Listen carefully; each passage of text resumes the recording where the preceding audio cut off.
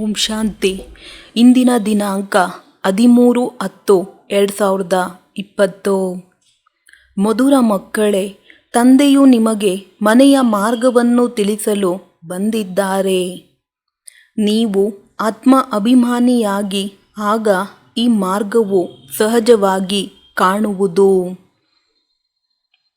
ಪ್ರಶ್ನೆ: ಸಂಗಮ ಯುಗದಲ್ಲಿ ಯಾವ ಇಂತಹ ಜ್ಞಾನವೂ ಸಿಕ್ಕಿದೆ, ಅದರಿಂದ ಸತ್ಯಯುಗಿ ದೇವತೆಗಳು ಮೋಹಜೀತರೆಂದು ಕರೆಸಿಕೊಳ್ಳುವರು? ಉತ್ತರ: ಸಂಗಮ ಯುಗದಲ್ಲಿ ತಂದೆಯು ನಿಮಗೆ ಅಮರ ಕಥೆಯನ್ನು ತಿಳಿಸಿ ಅಮರ ಆತ್ಮನ ಜ್ಞಾನವನ್ನು ಕೊಟ್ಟರು.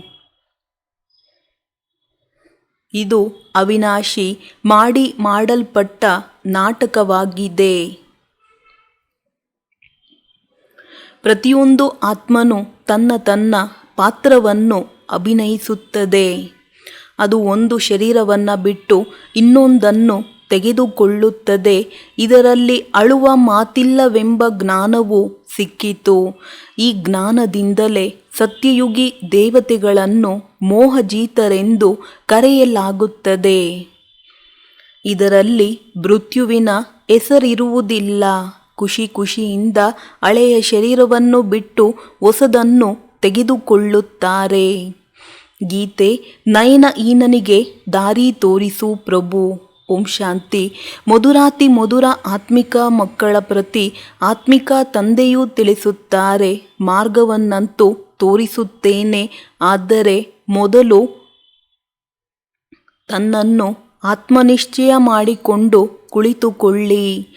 ದೇಹಿ ಅಭಿಮಾನಿಯಾಗಿ ಕುಳಿತುಕೊಳ್ಳಿ. ಆಗ ನಿಮಗೆ ಮಾರ್ಗವು ಬಹಳ ಸಹಜವಾಗಿ ಕಾಣುವುದು. ಭಕ್ತಿ ಮಾರ್ಗದಲ್ಲಿ ಅರ್ಧಕಲ್ಪ ಅಲೆದಾಡಿದ್ದೀರಿ. ಭಕ್ತಿ ಮಾರ್ಗದ ಸಾಮಗ್ರಿಯು ಬಹಳಷ್ಟಿದೆ. ಈಗ ತಂದೆಯು ತಿಳಿಸಿದ್ದಾರೆ, ಬೇಹಿದ್ದಿನ ತಂದೆಯು ಒಬ್ಬರೇ ಆಗಿದ್ದಾರೆ. ತಂದೆಯು ತಿಳಿಸುತ್ತಾರೆ, ನಾನು ನಿಮಗೆ ಮಾರ್ಗವನ್ನು ತಿಳಿಸುತ್ತಿದ್ದೇನೆ. ಯಾವ ಮಾರ್ಗವನ್ನು ತಿಳಿಸುತ್ತಾರೆ ಎಂಬುದು ಸಹ ಪ್ರಪಂಚದವರಿಗೆ ತಿಳಿದಿಲ್ಲ. ಮುಕ್ತಿ, ಜೀವನ್ಮುಕ್ತಿ, ಗತಿ ಸದ್ಗತಿಯ ಮಾರ್ಗವನ್ನು ತಿಳಿಸುತ್ತಾರೆ. ಶಾಂತಿಧಾಮಕ್ಕೆ ಮುಕ್ತಿ ಎಂದು ಹೇಳಲಾಗುತ್ತದೆ. ಆತ್ಮವು ಶರೀರವಿಲ್ಲದೆ ಏನನ್ನೂ ಮಾತನಾಡಲು ಸಾಧ್ಯವಿಲ್ಲ. ಕರ್ಮೇಂದ್ರಿಯಗಳ ಮೂಲಕ ಶಬ್ದವಾಗುತ್ತದೆ. ಬಾಯಿಯಿಂದ ಶಬ್ದವು ಹೊರಬರುತ್ತದೆ. ಬಾಯಿಲ್ಲವೆಂದರೆ ಮಾತೆಲ್ಲಿಂದ ಬರುವುದು? ಆತ್ಮಕ್ಕೆ ಕರ್ಮ ಮಾಡುವುದಕ್ಕಾಗಿ ಈ ಕರ್ಮೇಂದ್ರಿಯಗಳು ಸಿಕ್ಕಿವೆ. ರಾವಣ ರಾಜ್ಯದಲ್ಲಿ ನೀವು ವಿಕರ್ಮ ಮಾಡುತ್ತೀರಿ. ಈ ವಿಕರ್ಮಗಳು ಚೀಚಿ ಕರ್ಮಗಳಾಗಿ ಬಿಡುತ್ತವೆ. ಸತ್ಯಯುಗದಲ್ಲಿ ರಾವಣ ರಾಜ್ಯವೇ ಇರುವುದಿಲ್ಲ. ಆದ್ದರಿಂದ ಕರ್ಮಗಳು ಅಕರ್ಮಗಳಾಗುತ್ತವೆ. ಪಂಚವಿಕಾರಗಳಿರುವುದಿಲ್ಲ. ಅದಕ್ಕೆ ಸ್ವರ್ಗವೆಂದು ಹೇಳಲಾಗುತ್ತದೆ. ಭಾರತವಾಸಿಗಳು ಸ್ವರ್ಗವಾಸಿಗಳಾಗಿದ್ದರು, ಈಗ ನರಕವಾಸಿಗಳೆಂದು ಹೇಳುತ್ತಾರೆ. ವಿಷಯ ವೈತರಣಿ ನದಿಯಲ್ಲಿ ಮುಳುಗುತ್ತಿರುತ್ತಾರೆ. ಎಲ್ಲರೂ ಒಬ್ಬರು ಇನ್ನೊಬ್ಬರಿಗೆ ದುಃಖ ಕೊಡುತ್ತಿರುತ್ತಾರೆ. ಈಗ ಹೇಳುತ್ತಾರೆ, ಬಾಬಾ ನಮ್ಮನ್ನು ಇಂತಹ ಜಾಗಕ್ಕೆ ಕರೆದುಕೊಂಡು ಹೋಗಿ ಎಲ್ಲಿ ದುಃಖದ ಹೆಸರು ಇರಬಾರದು. ಯಾವಾಗ ಭಾರತವು ಸ್ವರ್ಗವಾಗಿತ್ತೋ ಆಗ ದುಃಖದ ಹೆಸರು ಇರಲಿಲ್ಲ. ಸ್ವರ್ಗದಿಂದ ನರಕದಲ್ಲಿ ಬಂದಿದ್ದೀರಿ. ಈಗ ಮತ್ತೆ ಸ್ವರ್ಗದಲ್ಲಿ ಹೋಗಬೇಕಾಗಿದೆ. ಇದು ಆಟವಾಗಿದೆ. ತಂದೆಯೇ ಕುಳಿತು ಮಕ್ಕಳಿಗೆ ತಿಳಿಸುತ್ತಾರೆ, ಇದು ಸತ್ಯವಾದ ಸತ್ಸಂಗವಾಗಿದೆ. ನೀವಿಲ್ಲಿ ಸತ್ಯ ತಂದೆಯನ್ನು ನೆನಪು ಮಾಡುತ್ತೀರಿ. ಅವರೇ ಸರ್ವಶ್ರೇಷ್ಠ ಭಗವಂತನಾಗಿದ್ದಾರೆ. ಅವರು ರಚಯಿತನಾಗಿದ್ದಾರೆ. ಅವರಿಂದ ಆಸ್ತಿಯೂ ಸಿಗುತ್ತದೆ. ತಂದೆಯೇ ಮಕ್ಕಳಿಗೆ ಆಸ್ತಿಯನ್ನು ಕೊಡುತ್ತಾರೆ. ಲೌಕಿಕ ತಂದೆ ಇದ್ದರೂ ಸಹ, ಹೇ ಭಗವಂತ, ಹೇ ಪರಂಪಿತ ಪರಮಾತ್ಮ, ದಯೆ ತೋರಿಸಿ ಎಂದು ನೆನಪು ಮಾಡುತ್ತಾರೆ. ಭಕ್ತಿ ಮಾರ್ಗದಲ್ಲಿ ಅಲೆದಾಡುತ್ತಾ ದಣಿದಿದ್ದಾರೆ. ಏ ತಂದೆಯೇ, ನಮಗೆ ಸುಖಶಾಂತಿಯ ಆಸ್ತಿಯನ್ನು ಕೊಡಿ ಎಂದು ಹೇಳುತ್ತಾರೆ. ಇದನ್ನು ತಂದೆಯೇ ಕೊಡುತ್ತಾರೆ. ಅದು 21 ಜನ್ಮಗಳಿಗಾಗಿ. ಲೆಕ್ಕ ಮಾಡಬೇಕು. ಸತ್ಯಯುಗದಲ್ಲಿ ಯಾವಾಗ ಇವರ ರಾಜ್ಯವಿತ್ತೋ ಆಗ ಕೆಲವರೇ ಮನುಷ್ಯರಿರುತ್ತಾರೆ. ಒಂದು ಧರ್ಮವಿತ್ತು, ಒಂದೇ ರಾಜಧಾನಿ ಇತ್ತು, ಅದಕ್ಕೆ ಸ್ವರ್ಗ ಸುಖಧಾಮವೆಂದು ಹೇಳಲಾಗುತ್ತದೆ. ಹೊಸ ಪ್ರಪಂಚಕ್ಕೆ ಸತೋಪ್ರಧಾನ, ಹಳೆಯ ಪ್ರಪಂಚಕ್ಕೆ ತಮೋಪ್ರಧಾನವೆಂತಲೂ ಹೇಳಲಾಗುತ್ತದೆ. ಪ್ರತಿಯೊಂದು ವಸ್ತುವು ಮೊದಲು ಸತೋಪ್ರಧಾನ, ನಂತರ ಸತೋ ರಜೋ ತಮೋದಲ್ಲಿ ಬರುತ್ತದೆ. ಚಿಕ್ಕ ಮಕ್ಕಳಿಗೆ ಸತೋಪ್ರಧಾನರೆಂದು ಹೇಳಲಾಗುತ್ತದೆ. ಚಿಕ್ಕ ಮಕ್ಕಳು ಮಹಾತ್ಮರಿಗಿಂತಲೂ ಶ್ರೇಷ್ಠರೆಂದು ಹೇಳಲಾಗುತ್ತದೆ. ಮಹಾತ್ಮರಾದರೋ ಜನ್ಮ ತೆಗೆದುಕೊಳ್ಳುತ್ತಾರೆ, ನಂತರ ದೊಡ್ಡವರಾಗಿ ವಿಕಾರಗಳ ಅನುಭವ ಮಾಡಿ ನಂತರ ಮನೆಯನ್ನು ಬಿಟ್ಟು ಹೋಗುತ್ತಾರೆ. ಆದರೆ ಚಿಕ್ಕ ಮಕ್ಕಳಿಗಂತೂ ವಿಕಾರಗಳೆಂದರೆ ಏನೆಂಬುದೇ ತಿಳಿದಿರುವುದಿಲ್ಲ. ಸಂಪೂರ್ಣ ಮುಗ್ಧರಾಗಿರುತ್ತಾರೆ. ಆದ್ದರಿಂದ ಮಹಾತ್ಮರಿಗಿಂತಲೂ ಶ್ರೇಷ್ಠರೆಂದು ಹೇಳಲಾಗುತ್ತದೆ. ಸರ್ವಗುಣ ಸಂಪನ್ನರು ಎಂದು ದೇವತೆಗಳ ಮಹಿಮೆ ಮಾಡುತ್ತಾರೆ. ಸಾಧುಗಳಿಗೆಂದು ಈ ಮಹಿಮೆ ಮಾಡುವುದಿಲ್ಲ. ತಂದೆಯು ಹಿಂಸೆ ಮತ್ತು ಅಹಿಂಸೆಯ ಅರ್ಥವನ್ನು ತಿಳಿಸಿದ್ದಾರೆ. ಯಾರನ್ನಾದರೂ ಹೊಡೆಯುವುದು ಹಿಂಸೆ ಎಂದು ಹೇಳಲಾಗುತ್ತದೆ. ಎಲ್ಲದಕ್ಕಿಂತ ದೊಡ್ಡ ಹಿಂಸೆಯು ಕಾಮ ಕಟಾರಿಯನ್ನು ನಡೆಸುವುದಾಗಿದೆ. ದೇವತೆಗಳು ಹಿಂಸಕರಾಗಿರುವುದಿಲ್ಲ, ಕಾಮ ಕಟಾರಿಯನ್ನು ನಡೆಸುವುದಿಲ್ಲ. ತಂದೆಯು ತಿಳಿಸುತ್ತಾರೆ, ನಾನೀಗ ನಿಮ್ಮನ್ನು ಮನುಷ್ಯರಿಂದ ದೇವತೆಗಳನ್ನಾಗಿ ಮಾಡಲು ಬಂದಿದ್ದೇನೆ. ದೇವತೆಗಳು ಸತ್ಯಯುಗದಲ್ಲಿರುತ್ತಾರೆ. ಇಲ್ಲಿ ಯಾರೂ ಸಹ ತಮ್ಮನ್ನು ದೇವತೆಗಳೆಂದು ಹೇಳಿಕೊಳ್ಳಲು ಸಾಧ್ಯವಿಲ್ಲ. ನಾವು ನೀಚ, ಪಾಪಿ, ವಿಕಾರಿಗಳಾಗಿದ್ದೇವೆಂದು ಮನುಷ್ಯರು ತಿಳಿಯುತ್ತಾರೆ. ಅಂದ ಮೇಲೆ ತಮ್ಮನ್ನು ದೇವತೆಗಳೆಂದು ಹೇಗೆ ಹೇಳುತ್ತಾರೆ? ಆದ್ದರಿಂದ ಹಿಂದೂ ಧರ್ಮವೆಂದು ಹೇಳಿಬಿಟ್ಟಿದ್ದಾರೆ. ವಾಸ್ತವದಲ್ಲಿ ಆದಿ ಸನಾತನ ದೇವಿ ದೇವತಾ ಧರ್ಮವಿತ್ತು. ಹಿಂದೂಸ್ತಾನವಿಲ್ಲ. ಹಿಂದೂಸ್ತಾನದಿಂದ ಹಿಂದೂ ಎಂಬ ಶಬ್ದವೂ ಬಂದಿದೆ. ಇದಕ್ಕೆ ಅವರು ಹಿಂದೂ ಎಂದು ಹೇಳಿಬಿಟ್ಟಿದ್ದಾರೆ. ನಾವು ದೇವತಾ ಧರ್ಮದವರಾಗಿದ್ದೇವೆ ಎಂದು ನೀವು ಹೇಳಿದರೂ ಸಹ ಅವರು ಹಿಂದೂ ಧರ್ಮದ ಪಟ್ಟಿಯಲ್ಲಿಯೇ ಹಾಕಿಬಿಡುತ್ತಾರೆ. ನಮ್ಮ ಬಳಿ ಹಿಂದೂ ಧರ್ಮದ್ದೇ ಪಟ್ಟಿ ಇದೆ ಎಂದು ಹೇಳುತ್ತಾರೆ. ಪತಿತರಾಗಿರುವ ಕಾರಣ ತಮ್ಮನ್ನು ದೇವತೆಗಳೆಂದು ಹೇಳಿಕೊಳ್ಳುವುದಿಲ್ಲ.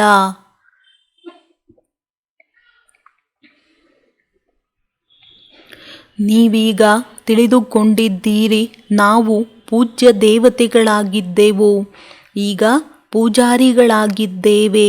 ಪೂಜೆಯನ್ನು ಸಹ ಮೊಟ್ಟಮೊದಲಿಗೆ ಕೇವಲ ಶಿವನಿಗೆ ಮಾಡುತ್ತಾರೆ. ನಂತರ ವ್ಯಭಿಚಾರಿ ಪೂಜಾರಿಗಳಾದರು. ತಂದೆಯು ಒಬ್ಬರೇ ಆಗಿದ್ದಾರೆ. ಅವರಿಂದ ಆಸ್ತಿಯೂ ಸಿಗುತ್ತದೆ. ಈ ಬ್ರಹ್ಮರವರಿಂದಲೂ ಸಹ ನಿಮಗೆ ಆಸ್ತಿಯೂ ಸಿಗುವುದಿಲ್ಲ. ಒಬ್ಬರು ನಿರಾಕಾರಿ ತಂದೆಯಾಗಿದ್ದಾರೆ, ಇನ್ನೊಬ್ಬರು ಸಾಕಾರಿ ತಂದೆ ಇದ್ದಾರೆ. ಸಾಕಾರಿ ತಂದೆ ಇದ್ದರೂ ಸಹ ಏ ಭಗವಂತ, ಏ ಪರಂಪಿತ ಎಂದು ಹೇಳುತ್ತಿರುತ್ತಾರೆ. ಲೌಕಿಕ ತಂದೆಗೆ ಹೀಗೆ ಹೇಳುವುದಿಲ್ಲ ಅಂದಾಗ ಆಸ್ತಿಯು ತಂದೆಯಿಂದಲೇ ಸಿಗುತ್ತದೆ. ಪತಿ ಮತ್ತು ಪತ್ನಿಯು ಅರ್ಧಾಂಗಿಯಾಗಿರುತ್ತಾರೆ. ಅಂದ ಮೇಲೆ ಅವರಿಗೆ ಅರ್ಧ ಭಾಗವೂ ಸಿಗಬೇಕು. ಅವರಿಗೆ ಮೊದಲು ಅರ್ಧ ಭಾಗವನ್ನು ತೆಗೆದು ಇನ್ನರ್ಧ ಭಾಗವನ್ನು ಮಕ್ಕಳಿಗೆ ಕೊಡಬೇಕು. ಆದರೆ ಇತ್ತೀಚೆಗಂತೂ ಎಲ್ಲ ಹಣವನ್ನು ಮಕ್ಕಳೇ ತೆಗೆದುಕೊಂಡು ಬಿಡುತ್ತಾರೆ. ಕೆಲವರಿಗೆ ಬಹಳಷ್ಟು ಮೋಹವಿರುವ ಕಾರಣ ನಾನು ಸತ್ತ ನಂತರ ಮಗನೇ ಹಕ್ಕುದಾರನಾಗುವರು ಎಂದು ತಿಳಿಯುತ್ತಾರೆ. ಆದರೆ ಈಗಿನ ಮಕ್ಕಳಂತೂ ತಂದೆಯು ಹೊರಟು ಹೋದ ಮೇಲೆ ತಾಯಿಯನ್ನು ವಿಚಾರಿಸುವುದೂ ಇಲ್ಲ. ಕೆಲವರು ಮಾತೃ ಸ್ನೇಹಿಯಾಗಿರುತ್ತಾರೆ, ಇನ್ನು ಕೆಲವರು ಮಾತೃದ್ರೋಹಿಗಳಿದ್ದಾರೆ. ಈಗಂತೂ ಮಾತೃದ್ರೋಹಿಗಳು ಹೆಚ್ಚಿನದಾಗಿ ಇದ್ದಾರೆ. ಎಲ್ಲ ಹಣವನ್ನು ಕಸಿದುಕೊಳ್ಳುತ್ತಾರೆ. ದತ್ತು ಮಕ್ಕಳು ಸಹ ಕೆಲವರು ಇಂಥವರಾಗಿ ಬಿಡುತ್ತಾರೆ. ಮಾತಾಪಿತರಿಗೆ ಬಹಳ ತೊಂದರೆ ಕೊಡುತ್ತಾರೆ. ಈಗ ಮಕ್ಕಳು ಗೀತೆಯನ್ನು ಕೇಳಿದ್ದೀರಿ. ಬಾಬಾ ನಮಗೆ ಸುಖದ ಮಾರ್ಗವನ್ನು ತಿಳಿಸಿ, ಎಲ್ಲಿ ಸಂತುಷ್ಟತೆ ಇರಬೇಕು ಎಂದು ಹೇಳುತ್ತಾರೆ. ರಾವಣ ರಾಜ್ಯದಲ್ಲಂತೂ ಸುಖವಿರಲು ಸಾಧ್ಯವಿಲ್ಲ. ಭಕ್ತಿ ಮಾರ್ಗದಲ್ಲಾದರೆ ಇಷ್ಟನ್ನೂ ಸಹ ತಿಳಿದುಕೊಳ್ಳುವುದಿಲ್ಲ. ಶಿವನೇ ಬೇರೆ, ಶಂಕರನೇ ಬೇರೆಯಾಗಿದ್ದಾರೆಂದು. ತಲೆಬಾಗುತ್ತಾ ಇರಿ, ಶಾಸ್ತ್ರಗಳನ್ನು ಓದುತ್ತಾ ಇರಿ ಅಷ್ಟೇ. ಇದರಿಂದೇನು ಸಿಗುತ್ತದೆ ಏನೂ ಗೊತ್ತಿಲ್ಲ. ಸರ್ವರ ಶಾಂತಿಯ ಸುಖದಾತನು ಒಬ್ಬ ತಂದೆಯೇ ಆಗಿದ್ದಾರೆ. ಸತ್ಯಯುಗದಲ್ಲಿ ಸುಖವೂ ಇರುತ್ತದೆ, ಶಾಂತಿಯೂ ಇರುತ್ತದೆ.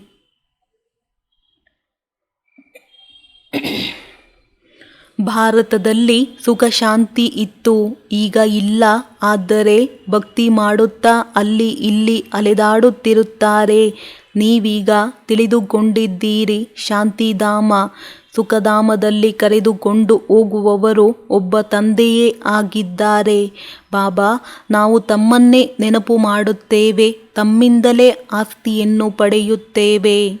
ತಂದೆಯು ತಿಳಿಸುತ್ತಾರೆ, ದೇಹ ಸಹಿತವಾಗಿ ದೇಹದ ಸರ್ವ ಸಂಬಂಧಗಳನ್ನು ಮರೆಯಬೇಕಾಗಿದೆ. ಒಬ್ಬ ತಂದೆಯನ್ನು ನೆನಪು ಮಾಡಬೇಕಾಗಿದೆ. ಆತ್ಮವು ಇಲ್ಲಿಯೇ ಪವಿತ್ರವಾಗಬೇಕಾಗಿದೆ. ನೆನಪು ಮಾಡದಿದ್ದರೆ ಮತ್ತೆ ಶಿಕ್ಷೆಗಳನ್ನನುಭವಿಸಬೇಕಾಗುವುದು, ಪದವಿಯು ಭ್ರಷ್ಟವಾಗುವುದು. ಆದ್ದರಿಂದ ನೆನಪಿನ ಪರಿಶ್ರಮ ಪಡಿ ಎಂದು ತಂದೆಯು ಆತ್ಮಗಳಿಗೆ ತಿಳಿಸುತ್ತಾರೆ. ಮತ್ಯಾವುದೇ ಸತ್ಸಂಗದಲ್ಲಿ ಆತ್ಮಗಳೇ ಎಂದು ಹೇಳುವುದಿಲ್ಲ. ಇದು ಆತ್ಮಿಕ ಜ್ಞಾನವಾಗಿದೆ. ಇದು ಆತ್ಮಿಕ ತಂದೆಯಿಂದಲೇ ಮಕ್ಕಳಿಗೆ ಸಿಗುತ್ತದೆ. ಆತ್ಮ ಎಂದರೆ ನಿರಾಕಾರ ಎಂದರ್ಥ. ಶಿವನು ನಿರಾಕಾರನಲ್ಲವೇ? ನೀವಾತ್ಮಗಳು ಬಿಂದುವಾಗಿದ್ದೀರಿ.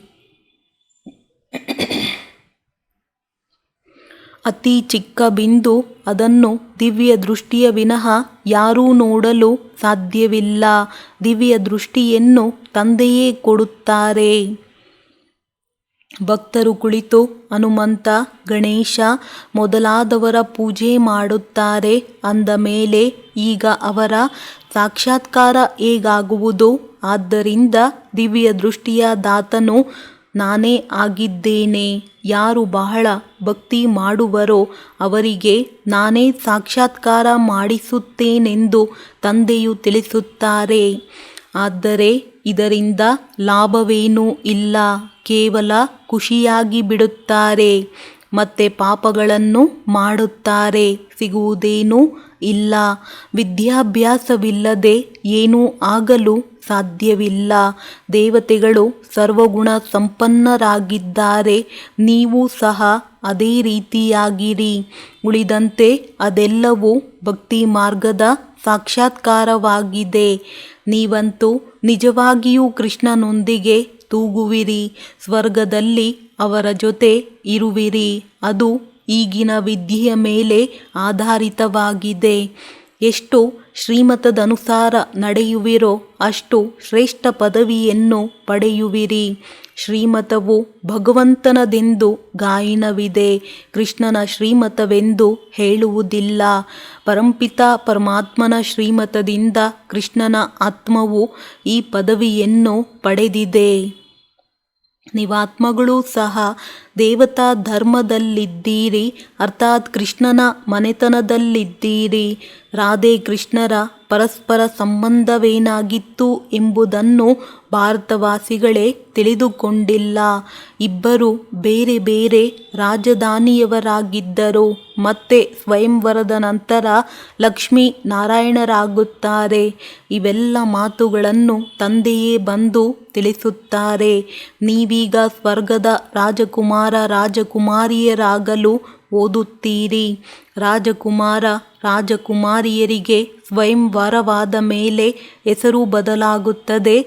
ಅಂದಾಗ ತಂದೆಯು ಮಕ್ಕಳನ್ನು ಇಂತಹ ದೇವತೆಗಳನ್ನಾಗಿ ಮಾಡುತ್ತಾರೆ. ಆದರೆ ತಂದೆಯ ಶ್ರೀಮತದಂತೆ ನಡೆದಾಗ ಮಾತ್ರ. ನೀವು ಮುಖ ವಂಶಾವಳಿಯಾಗಿದ್ದೀರಿ, ಅವರು ಕುಕ ವಂಶಾವಳಿಯಾಗಿದ್ದಾರೆ. ಆ ಬ್ರಾಹ್ಮಣರು ಕಾಮಚಿತೆಯ ಮೇಲೆ ಕೂರಿಸುವ ಕಂಕಣವನ್ನು ಕಟ್ಟುತ್ತಾರೆ. ನೀವೀಗ ಸತ್ಯವಾದ ಬ್ರಾಹ್ಮಣಿಯರು ಕಾಮಚಿತೆಯಿಂದ ಇಳಿಸಿ ಜ್ಞಾನಚಿತೆಯ ಮೇಲೆ ಕೂರಿಸಿ ಕಂಕಣವನ್ನು ಕಟ್ಟುತ್ತೀರಿ. ಆದ್ದರಿಂದ ಅದನ್ನು ಬಿಡಬೇಕಾಗಿದೆ. ಈಗಿನ ಮಕ್ಕಳಂತೂ ಒಡೆದಾಡುತ್ತಾ ಜಗಳವಾಡುತ್ತಾ ಹಣವನ್ನೆಲ್ಲವನ್ನು ಹಾಳು ಮಾಡುತ್ತಾರೆ. ಈಗಿನ ಪ್ರಪಂಚದಲ್ಲಿ ಬಹಳ ಕೊಳಕಿದೆ. ಎಲ್ಲದಕ್ಕಿಂತ ಕೆಟ್ಟ ಕಾಯಿಲೆಯು ಸಿನಿಮಾ ಆಗಿದೆ. ಒಳ್ಳೊಳ್ಳೆಯ ಮಕ್ಕಳು ಸಹ ಸಿನಿಮಾ ನೋಡುವುದರಿಂದ ಕೆಟ್ಟು ಹೋಗುತ್ತಾರೆ. ಆದ್ದರಿಂದ ಬ್ರಹ್ಮಕುಮಾರ ಕುಮಾರಿಯರು ಸಿನಿಮಾಗೆ ಹೋಗುವುದನ್ನು ನಿಷೇಧಿಸಲಾಗಿದೆ.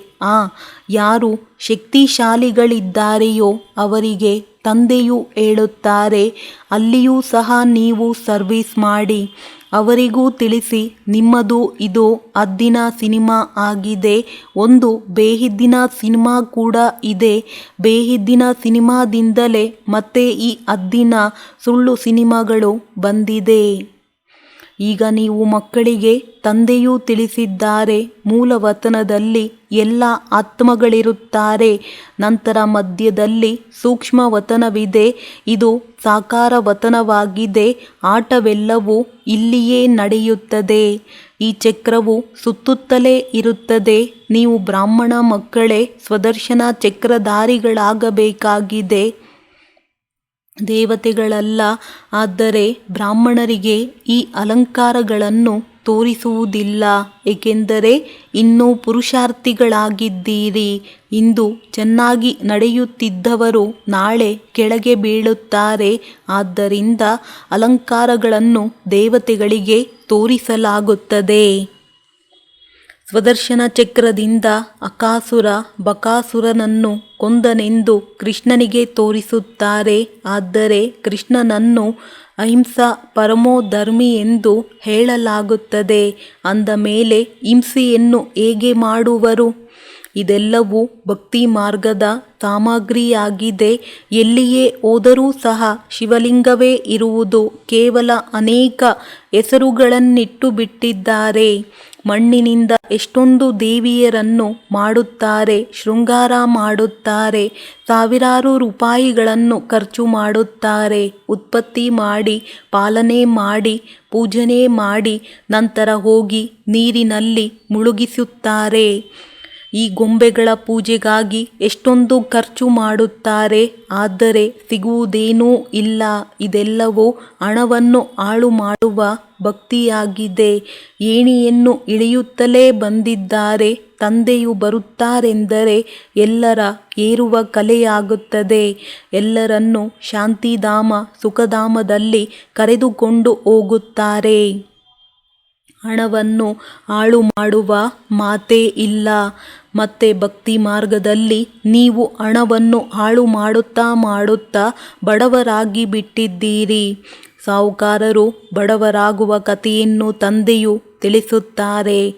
ನೀವು ಈ ಲಕ್ಷ್ಮೀ ನಾರಾಯಣರ ರಾಜ್ಯದವರಾಗಿದ್ದೀರಿ. ಈಗ ನಿಮಗೆ ತಂದೆಯು ನರನಿಂದ ನಾರಾಯಣನಾಗುವ ಕಥೆಯನ್ನು ತಿಳಿಸುತ್ತಾರೆ. ಅವರಾದರೆ ಮೂರನೇ ನೇತ್ರದ ಕತೆ, ಅಮರ ಕಥೆಯನ್ನು ತಿಳಿಸುತ್ತಾರೆ. ಎಲ್ಲವೂ ಸುಳ್ಳಾಗಿದೆ. ತೀಸ್ರಿ ಕಥೆಯಂತೂ ಇದಾಗಿದೆ. ಯಾವುದರಿಂದ ಆತ್ಮನಿಗೆ ಜ್ಞಾನದ ಮೂರನೇ ನೇತ್ರವು ತೆರೆಯುತ್ತದೆ. ನಿಮಗೆ ಜ್ಞಾನದ ಮೂರನೇ ನೇತ್ರವೂ ಸಿಕ್ಕಿದೆ. ಅಮರ ಕಥೆಯನ್ನು ಕೇಳುತ್ತಿದ್ದೀರಿ. ಅಮರ ತಂದೆಯು ನಿಮಗೆ ಕಥೆಯನ್ನು ತಿಳಿಸುತ್ತಿದ್ದಾರೆ. ಅಮರಪುರಿಯ ಮಾಲೀಕರನ್ನಾಗಿ ಮಾಡುತ್ತಾರೆ. ಅಲ್ಲಿ ನೀವು ಎಂದೂ ಮೃತ್ಯುವನ್ನು ಹೊಂದುವುದಿಲ್ಲ. ಇಲ್ಲಂತೂ ಮೃತ್ಯುವು ಮನುಷ್ಯನಿಗೆ ಎಷ್ಟೊಂದು ಭಯವನ್ನುಂಟು ಮಾಡುತ್ತದೆ. ಅಲ್ಲಿ ಹೆದರುವ ಅಳುವ ಮಾತೇ ಇಲ್ಲ. ಖುಷಿಯಿಂದ ಹಳೆಯ ಶರೀರವನ್ನು ಬಿಟ್ಟು ಹೊಸದನ್ನು ತೆಗೆದುಕೊಳ್ಳುತ್ತಾರೆ. ಇಲ್ಲಿ ಮನುಷ್ಯರು ಎಷ್ಟೊಂದು ಅಳುತ್ತಾರೆ. ಇದಂತೂ ಅಳುವ ಪ್ರಪಂಚವೇ ಆಗಿದೆ. ತಂದೆಯು ತಿಳಿಸುತ್ತಾರೆ, ಇದು ಮಾಡಲ್ಪಟ್ಟ ನಾಟಕವಾಗಿದೆ.